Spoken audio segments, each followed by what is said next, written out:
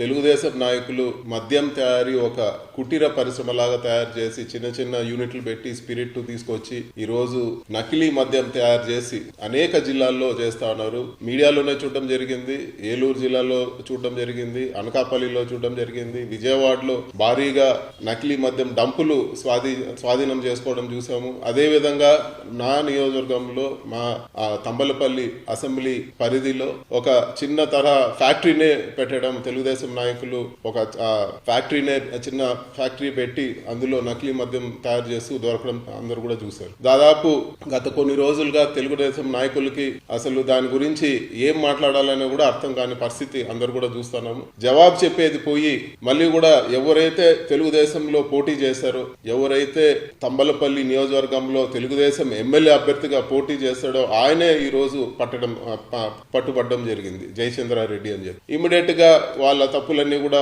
ఎదుటి వాళ్ళపై నెపమేసే విధంగా ఈ రోజు నేను అఫీషియల్ తెలుగుదేశం ట్విట్టర్ హ్యాండిల్లో వాళ్ళు ఈ పెద్దిరెడ్డి కోర్టు వైసీపీ నుంచి వచ్చాడు ఈ జయచంద్రారెడ్డి అని చెప్పి ఈ రోజు పెట్టడం జరిగింది. నేను ఒకటే అడుగుతాను, ఎంత నిస్సిగ్గుగా ఈ రోజు ఇంత రెడ్ హ్యాండెడ్ గా పట్టుబడి ఇవన్నీ కూడా ఎదుటోళ్ళ పైన నెపమేయడం ఈ ప్రజలందరూ గమనిస్తా ఉన్నారు. ఇంత నిస్సిగ్గుగా చేసిన తప్పును ఒప్పుకోకుండా ఈ రోజు ఎదుటోళ్ళ పైన చెప్పే ప్రయత్నం చేస్తా ఉన్నారు. కేవలం వైఎస్ఆర్ పార్టీలో ఒకప్పుడు ఉండి ఈ రోజు టీడీపీలో టికెట్ ఇచ్చి పోటీ చేస్తేనే కోర్టు అంటే ఇప్పటి వరకు కేబినెట్ లో దాదాపు ముగ్గురు వైసీపీ నుంచి పోయిన వాళ్ళకే ఈ రోజు కేబినెట్ లో నలుగురు ఉన్నారు. ఒక పార్సాద్ గారు గాని, అదే విధంగా రామ్ ప్రసాద్ గాని, అదే విధంగా సుభాష్ గాని, వీళ్ళందరూ కూడా వైసీపీలో ఉన్నారు. వీళ్ళందరూ కూడా సన్నిహితంగా ఉన్న వాళ్ళే. అదే విధంగా మా ఎంపీలు లావు కృష్ణదేవరాయలు గాని, లేకపోతే విపిఆర్ గారు గాని, మాగుంట శ్రీనివాసులు గారు గాని, అదే విధంగా బాలశౌరి గారు గాని, అందరూ కూడా సన్నిహితంగానే ఉన్న వాళ్ళందరూ కూడా మా పార్టీ నుంచి